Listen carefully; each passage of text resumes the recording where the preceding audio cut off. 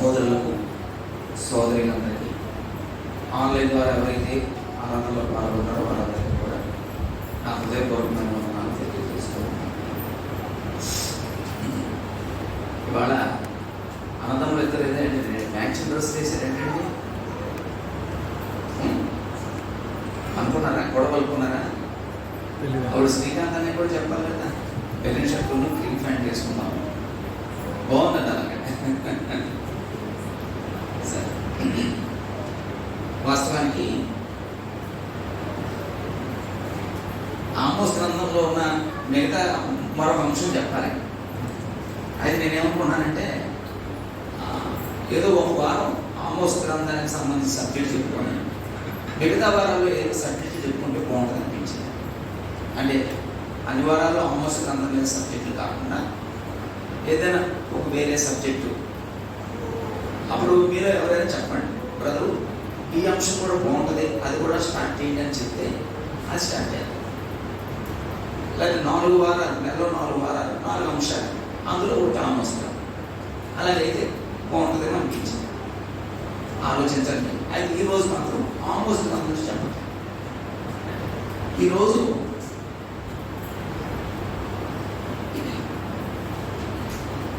యోహాను సువార్త 15వ అధ్యాయం 18 నుంచి 25 వచనాలు.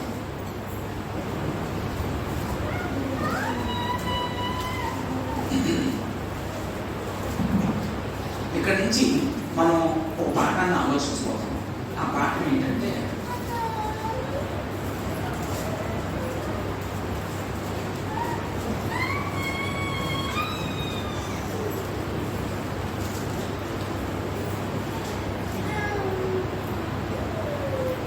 మనము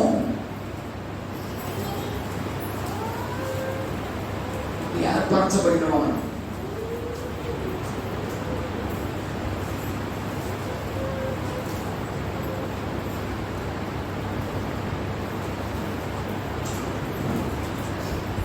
మనం ఏర్పరచబడిన వారు. ఆ పదం ఆ పేరాలో ఉంది.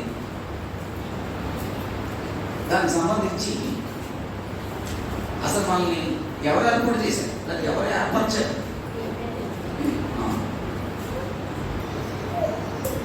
దేవుడు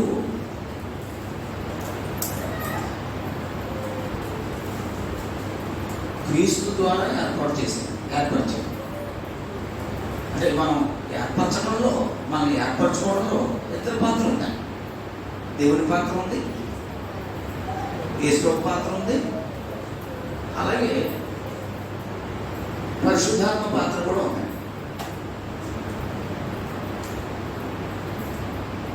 ముగ్గురు పాత్ర ఉందండి. అప్పుడు ఎవరిని ఏర్పరచుకున్నాడు? శిష్యులు. అంటే ఆ పేరాకు సంబంధించి శిష్యులు. ఇప్పుడు శిష్యులు ఎవరండి? మనం క్రైస్తవులు.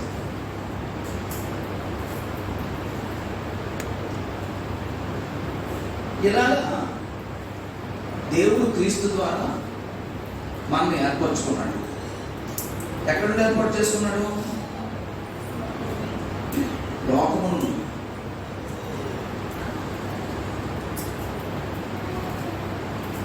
ఎందుకు ఏర్పాటు చేసుకున్నాడు? అది దేవుని సంకల్పం. దేవుని సంకల్పం ఏంటండి? ఒక వ్యక్తి లోపల నుంచి ఏర్పరచబడాలి. అది ఆయన సంకల్పం. ఏది ఉంటే అని సంకల్పించాడు? ప్రేమ. దేవుడు లోకము ఎంతో ప్రేమించాడు. కాగా తన అతిథి కుమారునిగా పుట్టినవాని విశ్వాసం నుంచి ప్రతివాడు నశింపగా నిత్య జీవం పొందినట్లు ఆయన అనుగ్రహించను. అందులో ప్రేమ.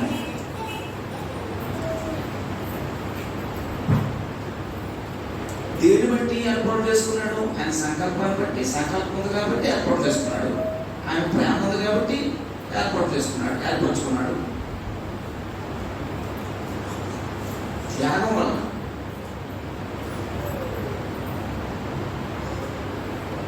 ఏం త్యాగం చేశాడండి యేసు దేవుడు? అతను కుమారుని త్యాగం చేశాడండి. యేసుని ఏం త్యాగం చేశాడండి? ఆయన ప్రాణం పెట్టాడండి. అలాగే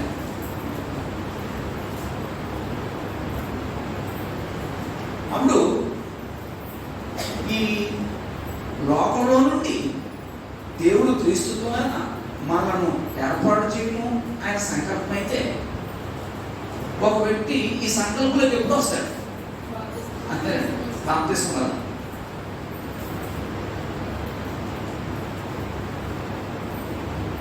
బాప్తిస్మం ద్వారా, అదే బాప్తిస్మం వలన. ఒకవేళ ఒక వ్యక్తి బాప్తిస్మం పొందలేదు, ఆ వ్యక్తి దేవుని సంబంధం, లోక సంబంధం. లోక సంబంధం 400 మాటలు చెప్పుకోండి, 500 మాటలు చెప్పుకోండి, 4000 కారణాలు ఎత్తుకోండి, అతను లోక సంబంధం. కాబట్టి దేవుడు మనకి మనం ఏర్పరచబడిన మనం ఎవరి ద్వారా అంటే దేవుడు క్రీస్తు ద్వారా. ఎవరినంటే మనల్ని. ఎక్కడ నుండంటే లోపల నుంచి. ఎందుకంటే అది ఆయన సంకల్పం, ఆయన ప్రేమ, ఆ త్యాగం వలన ఇది జరిగింది. ఇది ఎలా జరుగుతుంది, ఎప్పుడు జరుగుతుంది అంటే ఏర్పరచబడటం, బాప్తిస్మం. అప్పుడు ఈ లోకం, ఒక వ్యక్తి లోకంలో నుండి ఏర్పరచబడటానికి ఏది గ్రహిస్తే ఏర్పరచబడతాడు? అసలు లోకంలో ఉండే స్థితి తెలిస్తే అప్పుడు ఏర్పరచబడతాడు. అది తెలియకపోతే ఇంకా లోకంలోనే ఉంటాడు. అప్పుడు ఈ పేరాలో యేసు ప్రభు అసలు లోకంలో ఉండే స్థితి చెప్పాడు.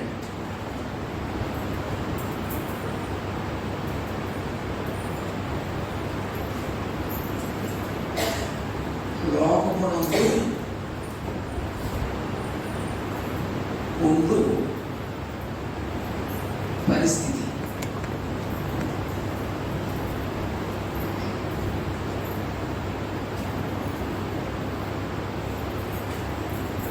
లోకంలో ఉండే పరిస్థితి చెప్పాడండి యేసు ఈ పేర. మనం చెప్పం కాదండి, యేసువే చెప్పాడండి. ఏంటి యేసు చెప్పిన ఆ పరిస్థితి అంటే, ఒకసారి మనం 18వ వచనం నుంచి చూద్దాం.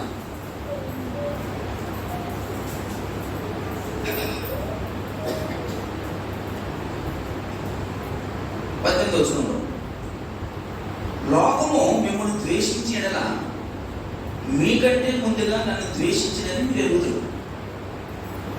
లోకంలో ఉండే పరిస్థితిని యేసు వివరించారు. ఏంటంటే లోకంలో ఉండే పరిస్థితి అమ్మా, లోకము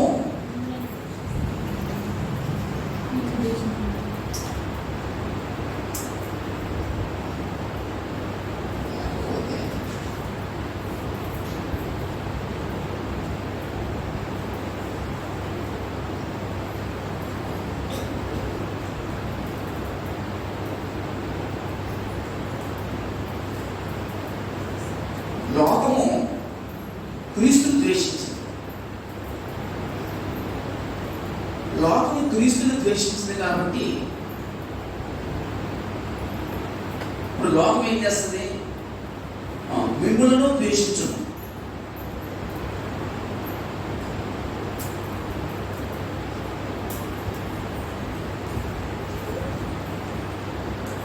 మిమ్మల్ని ద్వేషించును. లోకం యేసును ద్వేషించిందండి. యేసును శరీరధారి కాలంలో ఉన్నప్పుడు యేసుని ద్వేషించిన వారు ఎవరు? ప్రధాన యాజకులు ద్వేషించారా? ద్వేషించారు. ఆ కాలంలో ఉన్న పెద్దలు ద్వేషించారా? ద్వేషించారు. ఆ తర్వాత ఫరిసీయులు ద్వేషించారా? ద్వేషించారు. సుంకరులు ద్వేషించారా? ద్వేషించారు. ఆనాడు రోము ద్వేషించిందా? ద్వేషించింది. మహాహేరోదు ద్వేషించాడా? ద్వేషించాడు. అంటే యేసు శరీరధారి కాలం ఉన్నప్పుడు చాలా మంది యేసును ద్వేషించారు. ఇప్పటికీ యేసును ద్వేషిస్తున్నారు. అప్పుడు లోకం నన్ను ద్వేషించింది, మిమ్మును ద్వేషిస్తుంది. మిమ్మును ద్వేషిస్తుంది.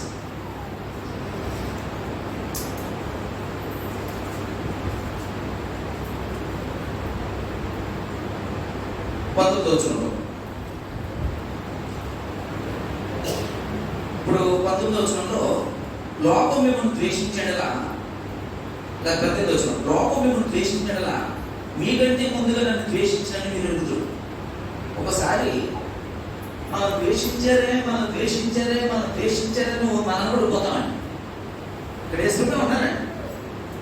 మొదట నన్ను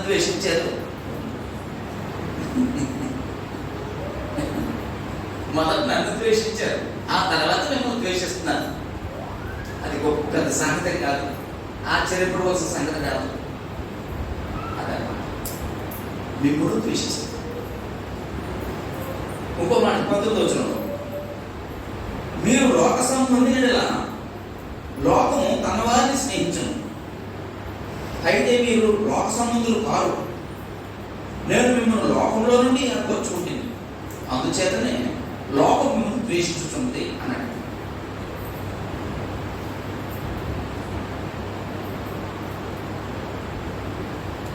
లోకం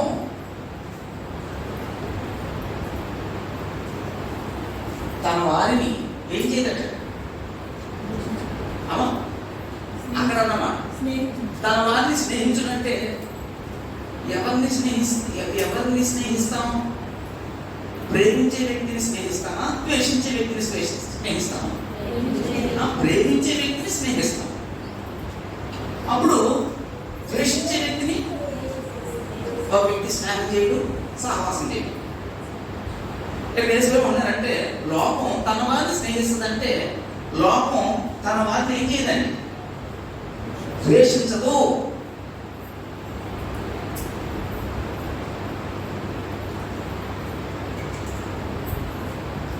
లోకం తన వారిని ద్వేషించదు. ఎందుకు ద్వేషించదు లోకం తన వారిని?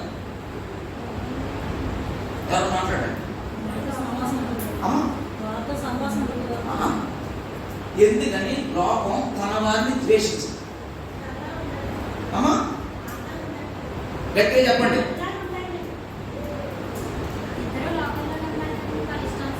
దగ్గరికి వచ్చేది ఏదో ఉందండి. ఎందుకు ద్వేషించదండి లోకం తన వారిని? వాళ్ళలాగా ఇల్లు బ్రతుకుతారు కాబట్టి, వాళ్ళలాగా ఇల్లు బ్రతుకుతారు. మరి ఎప్పుడు ద్వేషిస్తారు? ఒకసారి 1 పేతురు పత్రిక 4 వచనం చదవండి. 1 పేతురు పత్రిక 4 వచనం.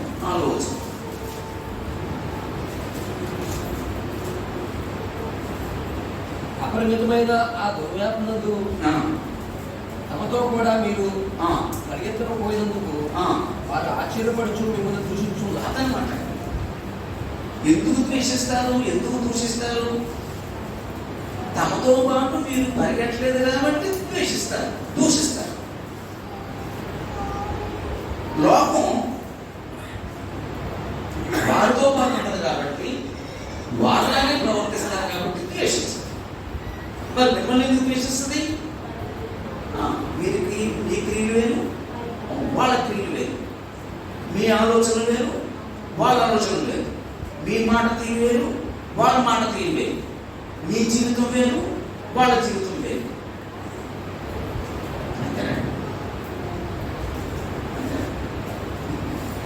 అందుకు హింసిస్తారు, అందుకు ద్వేషిస్తారు. లోకం తన వారిని ద్వేషించదు, కానీ మిమ్మల్ని మాత్రం ద్వేషిస్తుంది. క్రైస్తవులు ద్వేషించారని ఆదిమ కాలంలో ద్వేషించారండి. అప్పుడు చిన్న ప్రశ్న వేస్తాను, మరి ఇది లాజిక్ అనుకుంటారా లేకపోతే టెక్నికల్ కూడా కూడా లేదు, మీ ఇష్టం. ఇప్పుడు లోకం మిమ్మల్ని ద్వేషిస్తుంది అన్నాడు. ఓకే, లోకం మిమ్మల్ని ద్వేషిస్తుంది అన్నాడు. అప్పుడు దానికి వివరణ చెప్పిన తర్వాత ప్రశ్న వేస్తాను.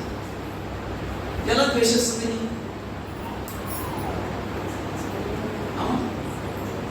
ఎలా ద్వేషిస్తుంది? ఈయన అంటాడు, ఈరోజు ఆదివారం నేను ఆరాధన మాను, నేను ఆరాధనకి వెళ్ళాలి అని. వాళ్ళు ఏం చేస్తారండి?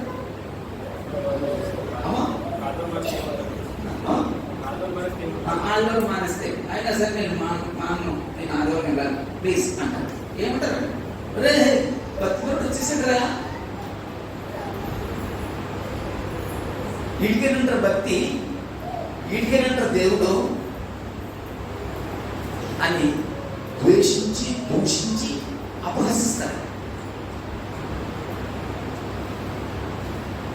ఎవరైనా వచ్చేదే మనం పలానా చోటకి వెళ్దాంరా, అక్కడ మందు బాగుంటుందని రా అంటాడు. అతను ఏమంటాడండి? నేను నేను నేను మానుస్తాను, నేను మానేస్తాను. ఒరే అసలైన క్రీస్తు భక్తులు వచ్చేసాడు కదా.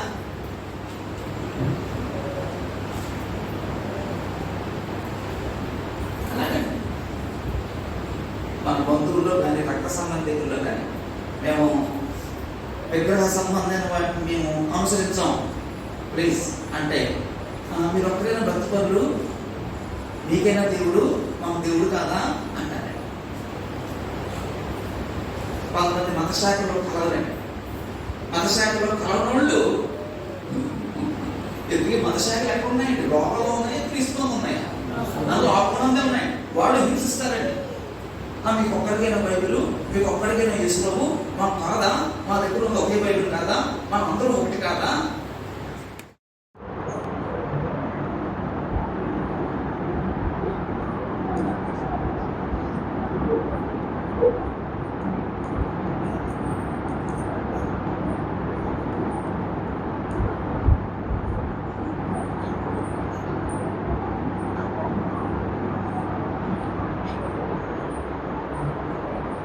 నన్ను హింసించారు, నన్ను హింసిస్తారు అంటే యేసులో చెప్పేసరికి ఇంకా హింస రాలేదు, అయితే స్టార్ట్ అయినాయి కానీ ఇంకా పూర్తిగా హింసించలేదని.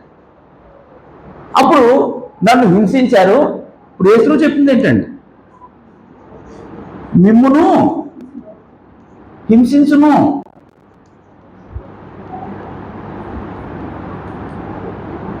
మిమ్మల్ని కూడా హింసిస్తారు,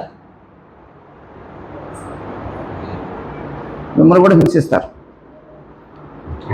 ఎందుకని హింసిస్తారు? అక్కడ అన్నమాట, దాసుడు తన యజమాను కంటే గొప్పవాడు కాడని నేను మీతో చెప్పిన మాట జ్ఞాపకం చేసుకోండి. అంటే ఇక్కడ దాసుడు ఎవరు, యజమానుడు ఎవరు? యజమానేమో యేసుప్రభు, దాసులమేమో మనం. యజమాన్ని హింసించినోడు దాసుని హింసించడా? యజమాన్ని హింసించిన వాళ్ళు దాసులను హింసించరా? నేను యజమానుని అయితే మరి యజమానుని నన్నే హింసించారు, మిమ్మల్ని కూడా హింసిస్తారు, మిమ్మల్ని కూడా హింసిస్తారు. యేసుని హింసించారమ్మా? ఎవరు మాట్లాడలేదు. హింసించారు. ఆయనతో ఉన్నవాడిని హింసించారా? హింసించారు.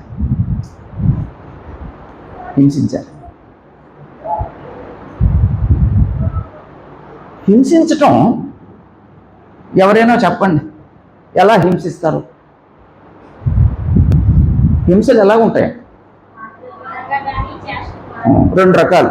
ఒకటి మాటల చేత హింసిస్తారు, రెండు చేతల చేత హింసిస్తారు. రెండు రకాలుగా హింసిస్తారు.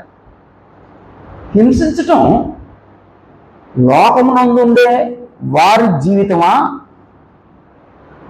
ఏర్పరచబడిన వారి జీవితమా? లోకంలో ఉండే వారి జీవితం అంటే. అందుకే యేసుప్రభు లోకము నన్ను హింసించింది, నన్ను హింసించినట్టే లోకం మిమ్మల్ని హింసిస్తుంది. ఒక ఇంట్లో ఓ భర్త లోక సంబంధిగా ఉంటే, ఒక భార్య ఏర్పరచబడింది అయితే లోక సంబంధిగా ఉన్న ఈ భర్త ద్వారా భార్యకి హింస. ఓ భార్య లోక సంబంధిగా ఉంటే ఏర్పరచబడిన భర్తకి హింస. అంతేనండి. అందుకే యేసుప్రభు వారు నేను లోకమునకు సమాధాన పంపవచ్చి తినని తలంచొద్దు, ఖడ్గమునే కానీ సమాధాన పంప రాలేదంటాడు. ఏంటంటే అక్కడ ఖడ్గం. ఒక వ్యక్తి ఏమో దేవుని ఎరుగుతారు, ఒక వ్యక్తి దేవుణ్ణి ఎరగడం. ఎరిగిన వ్యక్తికి ఎరగని వ్యక్తి ద్వారా హింస, యుద్ధం, అదేనండి ఖడ్గం. అందుకే కుటుంబంలో దేవుణ్ణి ఎరగని వారుగా ఎవరు ఉండకూడదు, పెరగకూడదండి. భవిష్యత్ తరం గురించి మనం చాలా నిర్లక్ష్యంగా బ్రతుకుతున్నామండి. బిడ్డల్ని లోకానికి విడిచిపెట్టేస్తున్నామండి, కుటుంబాన్ని లోకానికి విడిచిపెట్టేస్తున్నామండి. అప్పుడు లోకానికి విడిచిపెట్టేసే ఎవరైనా సరే వాళ్ళ ద్వారా మిగతా వాళ్ళకి హింస.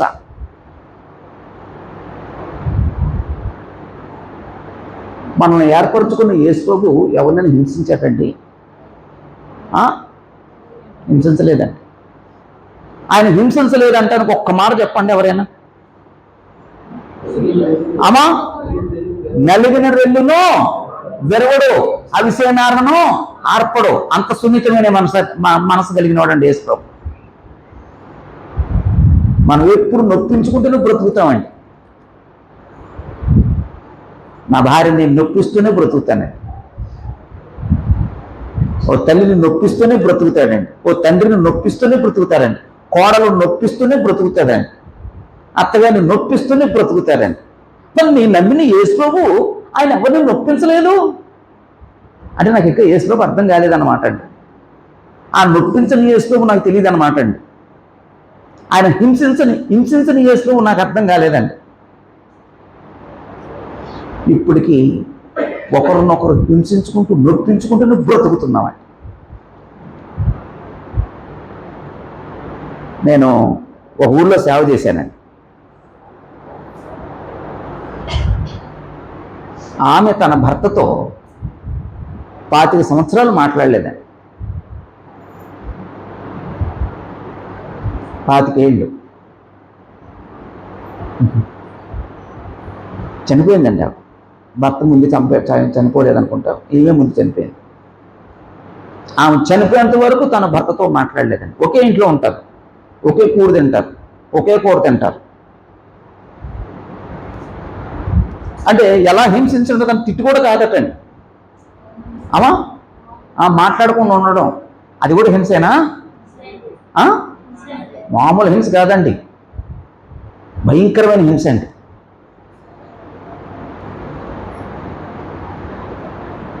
ఎవడో ఇతరులను హింసించే ప్రవృత్తి హ్యూమన్ రైట్స్ ఏదో అన్నాడండి. అంటే అమ్మా చెప్పండి, గట్టిగా చెప్పండి.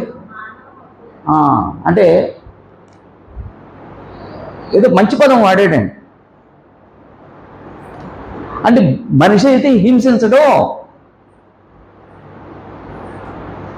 ఎవరిని హింసించద్దండి, ఎవరిని హింసించద్దండి. ఎలాంటి పరిస్థితిని నువ్వు హింసించద్దు. నన్ను హింసించారు, మిమ్మల్ని హింసిస్తారు. అప్పుడు మనకి ఇలాంటి వాళ్ళు ఎవరైనా బైబిల్లో ఉన్నారా? హింసించబడిన వాళ్ళు ఉన్నారండి. కొన్నిసార్లు హింసించబడే వ్యక్తికి హింసించుతున్న వ్యక్తి ఎలా కనబడతాడండి, లేకపోతే ఆ విషయంలో ఆ వ్యక్తి హృదయం ఎలా ఉంటుందండి? అమ్మా, హింసిస్తున్న వ్యక్తి, హింసించబడుతున్న వ్యక్తి హింసించుతున్న వ్యక్తిని చూసి ఆ సమయంలో ఎలా ఉంటాడండి? శత్రువుగా భావిస్తాడు. ఇంకా నన్ను హింసిస్తున్నాడు, వీడికి ఎప్పుడు నాశనం కలగదేంటి? నన్ను ఎంత బాధపడుతున్నాడు, వీడికి నాశనం కలగదేంటి అనిపిస్తుందమ్మా? అనిపిస్తుందా? కానీ హింసిస్తున్న వ్యక్తికి విషయంలోనూ హింసించబడుతున్న వ్యక్తిలోనూ దేవుడి జోక్యం ఉందండి. ఆ వ్యక్తిని హింసించడానికి ఎవరు అనుమతించారండి? దేవుడు అనుమతించాడండి. నువ్వు హింసించబడు అని ఎవరు అనుమతిస్తున్నారండి నీ మీదకి? దేవుడు అనుమతిస్తున్నాడండి. ఇతనికి ఎందుకు అనుమతించాడు? హింసించడానికి వాళ్ళకి ఎందుకు అనుమతించాడు? ఈయనకేదో బుద్ధి రావాలండి, ఈయనకేదో బుద్ధి రావాలండి, ఈయనకేదో నేర్పాలండి. అందుకు హింసించబడతాడండి.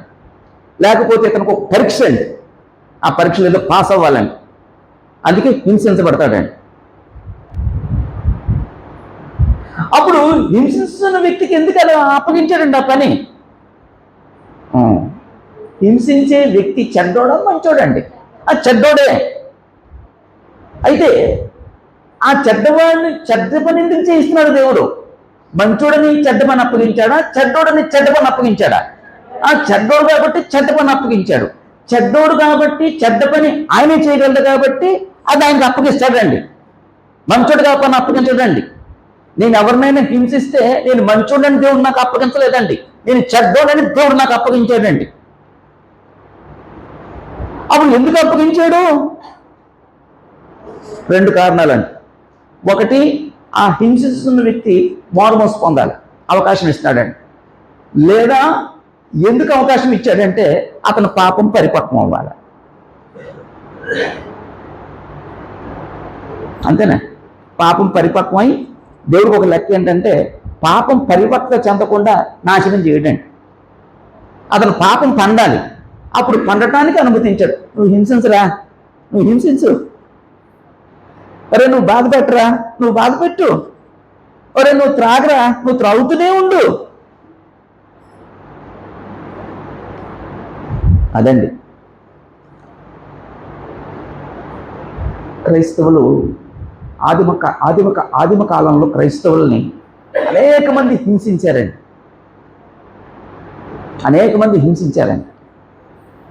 భయంకరమైన సంగతులు ఏంటంటే కొంతమంది ఆ హింసల చేత హతసాక్షులైన వాళ్ళు ఉన్నారండి.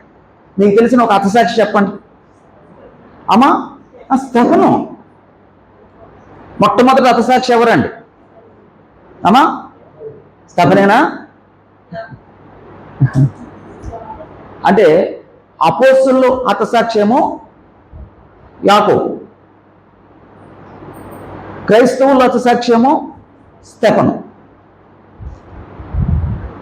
అలాగండి చాలామందిని ఆదిమ క్రైస్తవులందరినీ హింసించారండి, బహుభయంకరంగా హింసించారండి. మనం ప్రకటన గ్రంథం చదివితే ఆ ప్రకటన గ్రంథంలో ఆదిమ క్రైస్తవుల్ని హింసించారండి. ఇదిగో రోమా చక్రవర్తి నీ కైసరా, యేసు ప్రభు నీ ప్రభువా, లేకపోతే రోమా చక్రవర్తి నీ ప్రభువా, యేసు ప్రభు నీ ప్రభువా. ఆ మొక్క మన గొంతు మీద కత్తి పెట్టి ఎవరైనా మనల్ని అంటే మనం ఏం చేస్తామమ్మా? మహాలక్ష్మి గారు, మన గొంతు మీద ఎవరైనా కత్తి పెట్టి ఆ మొక్క అంటే మనం ఏం చేస్తాం? అమ్మో మీరందరూ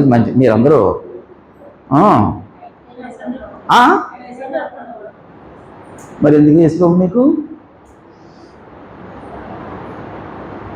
అలంకరణకా, నామకార్థంకా? మీరేం చేస్తారండి? అయితే మనం ఏం చేస్తామండి? కానీ ఆనాటి క్రైస్తవులు నువ్వేం చేసినా పర్వాలేదు, మాకు కైసర ప్రభు కాదు, క్రీస్తే మా ప్రభు. హతసాక్షులు అయ్యారండి. ఆ హతసాక్షుల కోసం ఆ వధింపబడిన ఆత్మలు రోధిస్తున్నాయండి దేవుని దగ్గర, యేసు దగ్గర. నాదా ఎందాక తీర్పు తెచ్చుకుందువు, వాళ్ళు క్రైస్తవులు హింసిస్తున్నారు. అప్పుడు ప్రభు అంటారు ఇంకా కొంచెం కాలం, ఇంకా లెక్క పూర్తి అవ్వాలి, అంటే హతసాక్షుల లిస్టు రావాలి. అలా మనం హింసించబడే వారి లిస్టులో ఉన్నామా, హింసించేవారి లిస్టులో ఉన్నామా అమ్మా? హింసించబడేవారి లిస్టులో ఉంటే దేవునికి స్తోత్రం, నువ్వు ధన్యుడివి.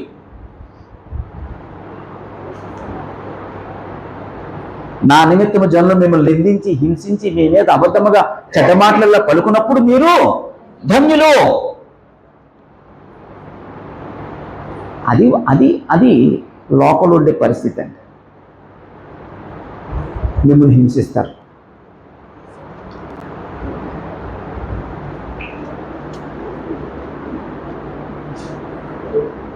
నా మాట గైకొనెడలా మీ మాటలు కూడా గైకొందరు, అంటే నా మాటలు వాళ్ళు గైకోరు.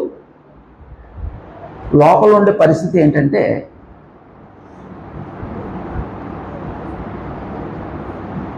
క్రీస్తు మాటలు గైకొనరు. ఒకవేళ యేసు మాటలు వాళ్ళకి ఎలా కనపడతాయి? అమ్మా, యేసు మాటలు వాళ్ళకి ఎలా కనపడతాయి? వెర్రితనం. పౌలు మాట అంటాడండి, అమ్మా నశించుచున్న వారికి, లేక సిలువను గురించిన వార్త నశించుచున్న వారికి వెర్రితనం. యేసును గురించిన వార్త వెర్రితనంగా కనబడుతుంది అట్లా. అందుకే యేసు మాటలు వాళ్ళు గైకోరు. వాళ్ళు నా మాటలు గైకొనలేదు కాబట్టి నీ మాటలు గైకొనరు. నా మాటలు గైకుంటే నీ మాటలు కూడా గైకుంటారు. అది లోకంలో ఉండే పరిస్థితి.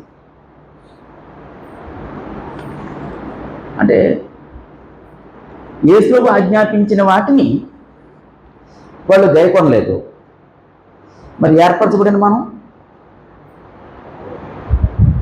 లోపల ఉండేవారేమో యేసు ఆజ్ఞలు, యేసు మాటలు గైకొనరు. మరి ఏర్పరచబడిన వారు గైకుంటారండి. గైకొనలేదంటే అది లోక సంబంధమైన పరిస్థితి, లోక సంబంధమైన జీవితం, లోక సంబంధమైనటువంటి స్థితి అది. ఓకే,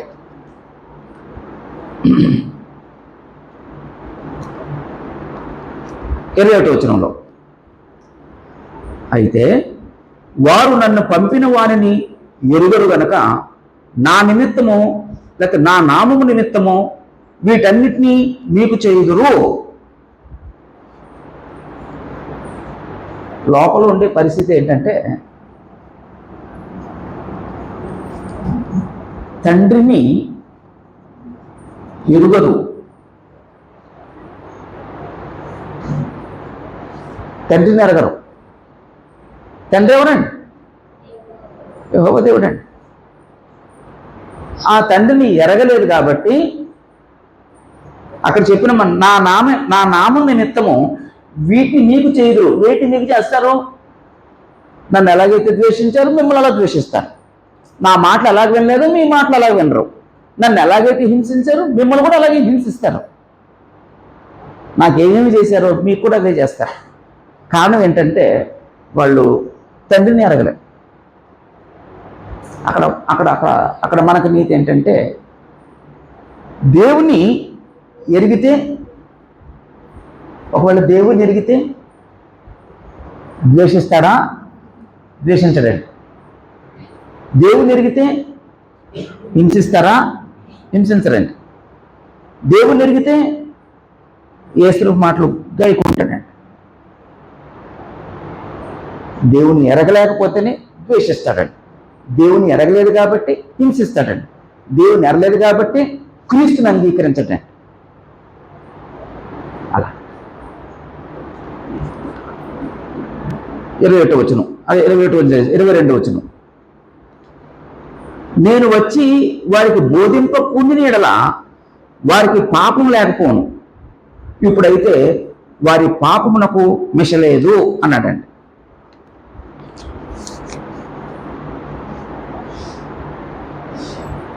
నేను వచ్చి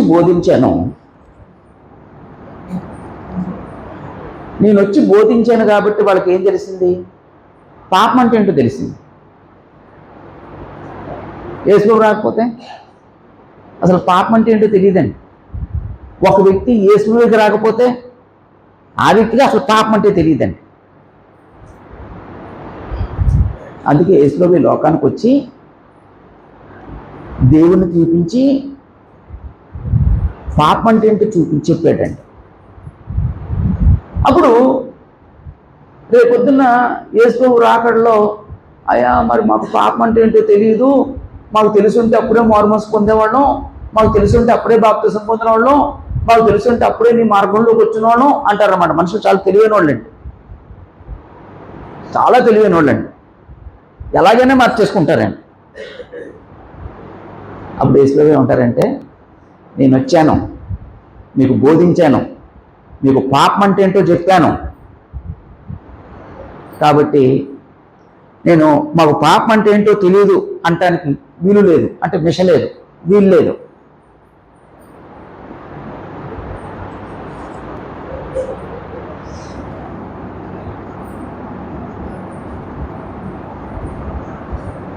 లోకం పాపంతో ఉంది.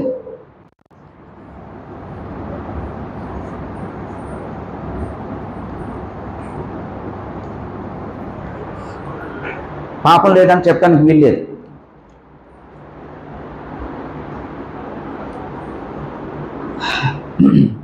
ఇరవై 23 నన్ను ద్వేషించువాడు నా తండ్రిని కూడా ద్వేషించును.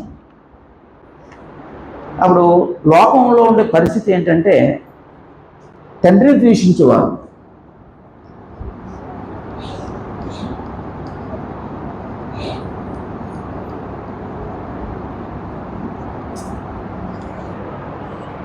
ఎందుకంటే తండ్రిని ద్వేషించారు, ఎలాగా తండ్రిని ద్వేషించారు, వారికి తండ్రి తెలియదుగా. అంతేనండి, యేసుని ద్వేషించారు కాబట్టి తండ్రిని ద్వేషించారు. అలాగా అందుకే యేసుబాబు మాట అన్నారండి, నన్ను ద్వేషించువాడు నా తండ్రిని కూడా ద్వేషించుచున్నాడు. అంటే ఎందుకంటే తండ్రి నన్ను పంపాడు, పంపిన నన్ను వారు ద్వేషిస్తున్నారంటే పంపిన ఆయన కూడా ద్వేషించారు.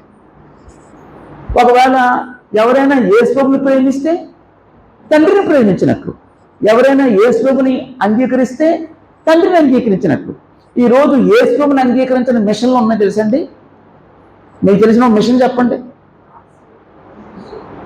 యేసుని అంగీకరించిన మిషన్లు యెహోవా సాక్షులు అండి, సెవెంత్ డే అడ్వెంటిస్ట్ అండి, ఇంకా చాలా వచ్చినాయండి.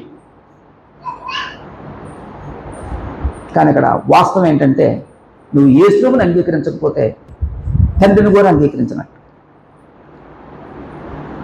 అలా అప్పుడు ఇంకో మాట అన్నాడండి 24 వచనంలో, ఎవరును చేయని క్రియలు నేను వారి మధ్య చేయకుండి నెడల వారికి పాపం లేకపోను. ఇప్పుడైతే వారు నన్నును నా తండ్రిని చూచి ద్వేషించుచున్నారు అన్నాడండి. ఇక్కడ యాక్చువల్గా ఇక్కడ ఇది రహస్యం కాబట్టి అక్కర్లేదండి. ఏమన్నాడు అక్కడ యేసుబాబు? ఎవరును చేయని క్రియలు నేను వారి మధ్య చేయకుండి ఎడల. యేసుబాబు వచ్చారు, యేసుబాబు చాలా అద్భుతాలు చేశారండి, చాలా కార్యాలు చేశారండి. అప్పుడు ఈ కార్యాలు ఈ అద్భుతాలన్నీ యేసుబాబు ఎందుకు చేశారండి?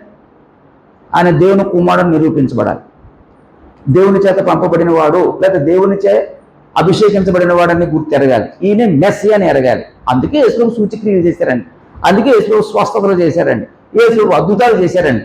అద్భుతాలు సూచక్రియలు పర్పస్ అదండి. అప్పుడు ఈయన దేవుని కుమారుడని కొందరేమో అంగీకరించారు, కొందరు ద్వేషించారు. కొందరు అంగీకరించారు, కొందరు ద్వేషించారు. అంగీకరించని వ్యక్తి గ్రహించలేదు కాబట్టి అతను పాపి. విశ్వసించిన వ్యక్తి, అంగీకరించిన వ్యక్తి గ్రహించాడు కాబట్టి ఆయన మెస్సయ్య అని, ఆయన దేవుని కుమారుడని ఆయన పాపి కాదు. ఇప్పుడైతే లోకం నన్ను పంపిన తండ్రిని ద్వేషించారు కాబట్టి వాళ్ళు ఇంకా పాపంలోనే ఉన్నారండి. ఈరోజు ఎవరైనా సరే యేసుని అంగీకరించక, యేసుని విశ్వసించక ఎవరైతే ఉన్నారో వారందరూ పాపంలోనే ఉన్నారండి. మనమేమో ఆ ఫిజికల్ థింకింగ్స్తోనే ఆలోచించి వీళ్ళు మంచి వ్యాపారం చేస్తున్నారు, వీళ్ళు మంచి ఉద్యోగాల్లో ఉన్నారు, వీళ్ళు మంచి స్టేటస్లో అంటే మంచి స్థితిలో ఉన్నారు, వీళ్ళు బాగున్నారు అనుకుంటాం తప్ప వీళ్ళు క్రీస్తులో లేరు, వీళ్ళు క్రీస్తుని అంగీకరించలేదు, వీళ్ళు ఇంకా పాపులర్ అన్న సంగతి మనం గ్రహించమండి.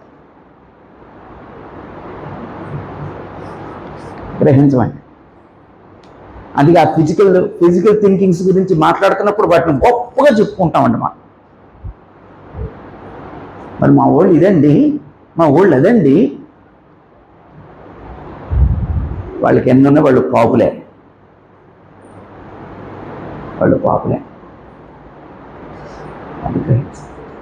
ఓకే. అప్పుడు ఇంకో మాట అన్నాడండి 25 వచనంలో ఎలా ద్వేషించారో చెప్పాడండి. అయితే నన్ను నిర్హేతుకముగా ద్వేషించి, ఎలా ద్వేషించారండి?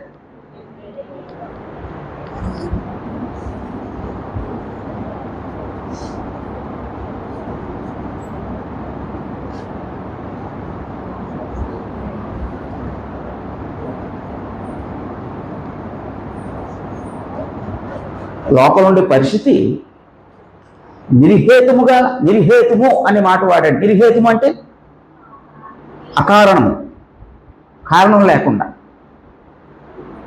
అందుకే ఆ మాట అన్నాడండి యేసుప్రభు వారు.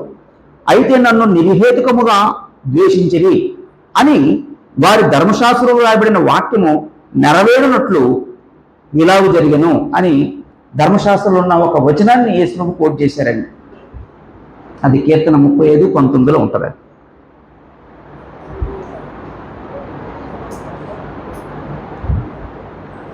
లోకం యేసుని ద్వేషించింది. ద్వేషించడానికి ఆయనలో ఏ కారణం ఉందమ్మా? యేసుని ద్వేషించడానికి ఆయనలో ఏ కారణం ఉంది? ఒకవేళ మనల్ని ఎవరైనా ద్వేషించారంటే ఏదో కారణాన్ని బట్టి ద్వేషిస్తారు. యేసులో వారు యేసుని ద్వేషించడానికి ఏ కారణం యేసులో ఉంది? ద్వేషించదగ్గ కారణం యేసులో ఏముంది? లేకపోతే ద్వేషించదగ్గ కారణం యేసులో ఏం చూశారు? చూసారా? ఏమన్నా ఉందమ్మా కారణం? లేదండి. నిర్హేతుకముగా, అకారణంగా, కారణం లేకుండా యేసుని ద్వేషించడానికి రీజన్ ఏం లేదండి. మరి ఎందుకు ద్వేషించారు? వాళ్ళ క్రియలు చెడ్డవి, యేసు క్రియలు నీతి గలవై ఉండబట్టి ద్వేషించారు. కొన్నిసార్లు ఒక వ్యక్తిని ద్వేషించడానికి ఒక కారణం ఉంటుందా తెలుసా అండి? అదేంటో తెలుసా? మన చెడ్డతనం వాళ్ళలో ఉన్న, లేకపోతే వాళ్ళ మంచితనం మనలో ఉన్న చెడ్డతనాన్ని బయట పెట్టినప్పుడు వాళ్ళు ద్వేషిస్తాం. కయ్యను హేబేలుని ఎందుకు చంపేశాడండి? ఏం ద్రోహం చేశాడండి హేబేలు? లేదండి. హేబేలు యొక్క మంచితనం, హేబేలు యొక్క భక్తి కయ్యను యొక్క భక్తిహీనతను బయట పెట్టిందండి. ఒరే నీ వల్లనే నన్ను ఇలా బయటకు వచ్చా నేను అన్నాడు అనమాట. అందుకు ద్వేషించాడండి. ద్వేషించడానికి చెడే ఉండక్కర్లేదండి. ఈరోజు మంచి ఉన్న ద్వేషిస్తారండి మనిషి. అలాంటి లోకం అండి, అలాంటి లోకం అండి. అకారణంగా యేసుని ద్వేషించారండి. కానీ యథార్థవంతులు మాత్రం ఎప్పుడు ద్వేషించరండి. మహాత్మా గాంధీ యేసు యొక్క గొప్పతనాన్ని వివరించారండి. అంబేద్కర్ గారు యేసు గొప్పతనాన్ని వివరించారండి. మహామహులు అనబడుతున్నవారు యేసుని గురించి చెప్పారండి. ఎంతోమంది తత్వవేత్తలు యేసు యొక్క గొప్పతనాన్ని వివరించారండి. రికార్డ్ అయిపోతుంది. పుట్టపర్తి సత్యసాయిబాబు కూడా యేసుకు గొప్పతనం చెప్పాడు.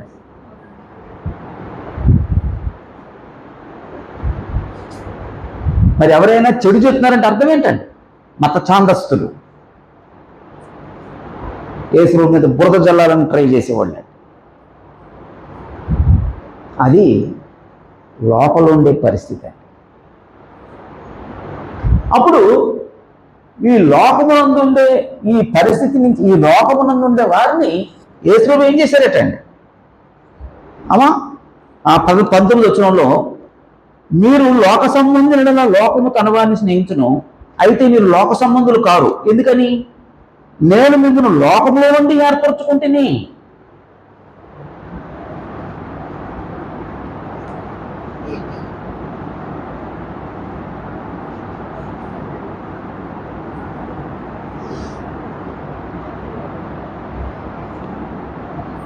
లోకంలోంచి ఏర్పరచబడ్డా, లోకంలోంచి ఏర్పరచబడ్డా అంటే యేసు చెప్పిన ఈ మాటల్లో లోకము అనే పదంతో ప్రారంభించి లోకము దేని చేత గుర్తించబడింది అంటున్నాడండి. లోకం దేని చేత గుర్తించబడింది? ద్వేషంతో గుర్తించబడింది. లోకం దేంతో గుర్తించబడింది? హింసించడంతో గుర్తించబడింది. లోకం దేని చేత గుర్తించబడింది? దేవుని ఎరగరు అనే దాంతో గుర్తించబడింది.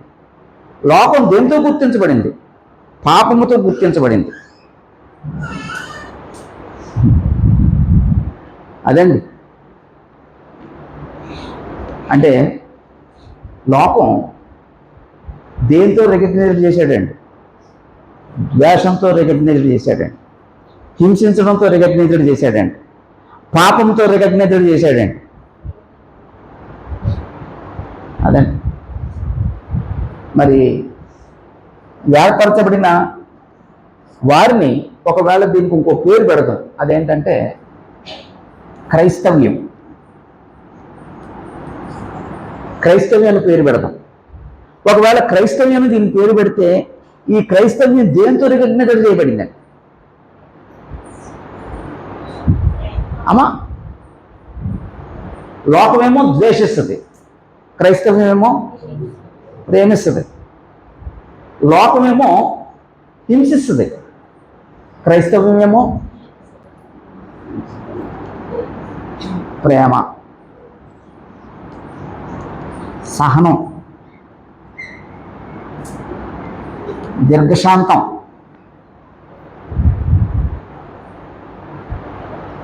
దాంతో రికగ్నైజ్ చేయబడింది.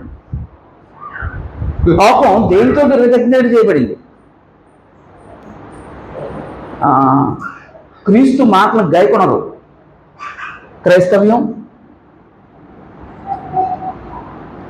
క్రీస్తుకు లోబడును. క్రీస్తుకు లోబడుటలో రికగ్నైజ్ చేయబడిందని. లోకం దేంతో గుర్తింపు ఉందని? పాపం. క్రైస్తవ్యం పాపానికి వ్యతిరేకమైన పదం. పరిశుద్ధత.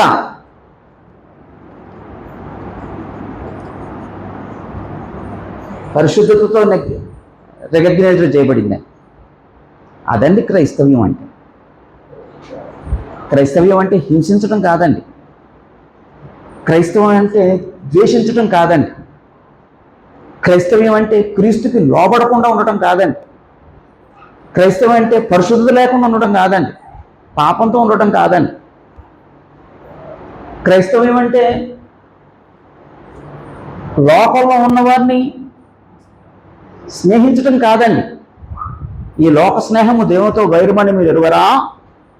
మరి క్రైస్తవం ఎవరితో స్నేహం అండి? ఎవరితో సహవాసం అండి? దేవునితో సహవాసం. అది క్రైస్తవ్యం. ఒకవేళ నేను క్రైస్తవుని అయితే, నేను క్రైస్తవురాలని అయితే, నేను దేవుని చేత రికగ్నైజ్ చేయబడుతున్నా. అది ఎవరికి వాళ్ళుగా ఆలోచించాలి. ఇంకా ద్వేషంతోనే బ్రతుకుతున్నామేమో, ఇంకా ఆ హింసించటంతోనే బ్రతుకుతున్నామేమో, ఇంకా పగ ప్రతీకారాలతోనూ బ్రతుకుతున్నామేమో. ఒకవేళ ఇక్కడ క్రీస్తు మాటలు గైకొనలేదు లోకంలో ఉండేవాడు. ఇప్పుడు లోకంలో ఉండే పరిస్థితి ఇది అని ఎవరు చెప్తున్నారండి? యేసువే చెప్తున్నాడండి. అప్పుడు నేనేం చేయాలండి? క్రీస్తు మాటను గైకొనేవాడిని అయితే, ఆ లోకంలో దేని చేత అయితే గుర్తించబడుతున్నామో ఆ గుర్తింపుతో బ్రతకూడదండి. క్రైస్తవ్యంగా లేకపోతే క్రైస్తవులుగా ఏర్పరచబడ్డాం. అప్పుడు క్రైస్తవ్యంగా ప్రేమతో గుర్తించబడదాం, సహనంతో గుర్తించబడదాం, దీర్ఘశాంతంతో గుర్తించబడదాం, క్రీస్తుకు లోబడుటలో గుర్తించబడదాం, పరిశుద్ధతతో గుర్తించబడదాం, దేవునితో సహవాసం చేయడంతో గుర్తించబడదాం. ఒకవేళ లోకం నన్ను ద్వేషించలేదు అంటే నేను లోకంతో ఉన్నవారితో కలిసిపోయానేమో, లోకంతో ఉన్నవారితో కలిసిపోయానేమో, వాళ్ళతో రాజీ పడిపోతున్నానేమో. అది ఒకసారి మనం ఆలోచించాలి. అందుకే యేసు ప్రభు, నువ్వు ఇక్కడ ఉంటే ప్రేమతో బ్రతకలేవు, ఇక్కడ ఉంటే సహనంతో బ్రతకలేవు, ఇక్కడ ఉంటే దీర్ఘశాంతంతో బ్రతకలేవు, ఇక్కడ ఉంటే పరిశుద్ధతో బ్రతకలేవు, ఇక్కడ ఉంటే నాకు లోబడి బ్రతకలేవు, ఇక్కడ ఉంటే నువ్వు దేవునితో సహవాసం చేయలేవు. అందుకే నేను లోపల నుంచి ఏర్పరచుకున్నాను. ఇలా ఏర్పరచుకోవటం ఇదేదో కొత్త సంగతి కాదండి, అన్ని కాలాల్లో జరుగుతుందండి. మొట్టమొదట ఎవరిని ప్రత్యేకించాడండి? నోవాహు కాలం నాటి, లేకపోతే నోవాహు కాలంలో నోవాహుని వారి కుటుంబాన్ని ఆ జలప్రళయం నుంచి ఏర్పరచుకున్నాడండి. ఇశ్రాయేలుని ఐగుప్తు నుండి ఏర్పరచుకున్నాడండి. అలాగండి అబ్రహాముని కల్దీయ దేశంలోంచి ఏర్పరచుకున్నాడండి. నేడు మనల్ని లోకంలోంచి ఏర్పరచుకున్నాడు. ఆ ఏర్పరచుకోవడం జరిగితేనే దీని చేత రికగ్నైజ్ చేయబడతాం. ఇంకా నేను లోకంలో ఉంటే నువ్వు ఇలాగే రికగ్నైజ్ చేయబడతావు. రికగ్నైజ్డ్ అంటే గుర్తింపు అనే పదం చాలా విలువైందండి. కొన్ని స్కూల్స్కి కానీ కొన్ని కాలేజీలకు కానీ, గుర్తింపు లేని కాలేజీలకు కానీ గుర్తింపు లేని స్కూల్స్ కానీ వాల్యూ ఉంటుందండి? ఉండవండి. ఒకవేళ అక్కడ చదివితే అమ్మా వాల్యుబుల్ ఉండదండి, వాల్యుబుల్ ఉండదండి. అలాగే నేను లోకం చేత గుర్తించబడుతున్నానా, క్రైస్తవ్యం చేత గుర్తించబడుతున్నానా, అది మనం ఆలోచించాలి. ఒకవేళ నేను క్రైస్తవ్యాన్ని కలిగి ఉండి ఏర్పరచబడి ఒకవేళ వీడితో నేను గుర్తించకపోతే, వీడితో నేను రికగ్నైజ్డ్ చేయబడకపోతే నా క్రైస్తవ్యం చెల్లదు, నా క్రైస్తవ్యం చెల్లదు, నా విశ్వాసం చెల్లదు, నా భక్తి చెల్లదు, నేను దేవునికి చెల్లను. అదేంటంటే ప్రార్థన చేసుకుంటున్నాను కదా, అదేంటంటే ఉపవాసం ఉంటున్నాను కదా, అదే నేను వాక్యం బాగా తెలుసు కదా, అదే నేను ప్రభు రక్షణ తీసుకుంటున్నాను కదా, అదే నేను ప్రభులోకి వచ్చి చాలా సంవత్సరాలు మోస్ట్ సీనియర్ అంటున్నాను కదా, అయినా సరే చెల్లదు. కనుక దేని చేత గుర్తించబడుతున్నావు దాన్ని ఆలోచించి అలాగే బ్రతుకు, అది అలాగే బ్రతుకుతాం. లోకానికి రాజీ పడిపోయి బ్రతకద్దే. ఎంతకాలం ఆ మనుషుల్ని లోపల ఉన్న వాళ్ళని ప్లీజ్ చేసి బ్రతకద్దు. ఎంతకాలం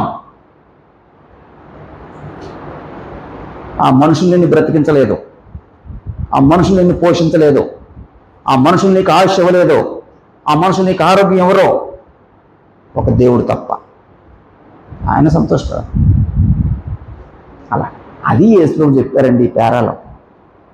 మిమ్మల్ని లోకంలోంచి ఎందుకు ఏర్పరచుకున్నానంటే లోకంలో ఉండే పరిస్థితి ఇదే, మీరు దాని చేత గుర్తించబడద్దు అని చెప్పడానికి యేసు ఈ పేర చెప్పారు. ఒక అద్భుతమైన పేర. అలాగా మనం అందరం ఆలోచిద్దాం. అసలు ప్రస్తుతం నేను క్రైస్తవుని అయితే నేను దేని చేత రికగ్నైజ్డ్ చేయబడతాను. ఒక ఆయన ఒక సువార్తికుడు అన్నారండి, అన్నయ్య మనం క్రైస్తవులు అనే పేరు ఉంది కానీ మనలో, అంటే క్రిస్టియన్స్ అనే పేరు ఉంది కానీ మనలో క్రిస్టియానిటీ లేదన్నయ్య అన్నారు. ఆ క్రిస్టియానిటీకి సంబంధించినవి ఏమీ కనబడతలేదండి, ఏమీ లేదు. ఇతర మతస్థులకి పలానా మతస్థులని వాళ్ళకి తెలుసండి, ఐడెంటిఫై అవుతారండి, పలానా మతస్థులని అవుతారమ్మా, పుట్టిన అవుతారండి. కొంతమంది చూసి వీళ్ళు అలా వాళ్ళంటూ వాళ్ళండి. మరి మనం ఐడెంటిఫై అవ్వట్లేదు. ప్రాబ్లం ఎవరిదో? చూసిన వాళ్ళదా మందా? మందనే మాట కంటే నాది, అది కనబడదండి. ఆ క్రిస్టియానిటీ లేదండి, ఆ మాటల్లో క్రిస్టియానిటీ లేదండి, ఆ చేతల్లో క్రిస్టియానిటీ లేదండి, ఆ రిలీజియన్లో క్రిస్టియానిటీ లేదండి. ఏదో పైకి నామకార్థం అంటే భజన పరుల్లాగా బ్రతుకుతున్నామేమో. ఆలోచించండి, ఇది నేను ఆలోచించండి ఈ పేర చదువుతున్నప్పుడు. ఇదేమైనా మనందరికి ఉపయోగపడద్దని నేను అనుకుంటున్నానండి.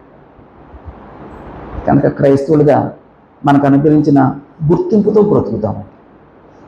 అందరికీ వందనాలు.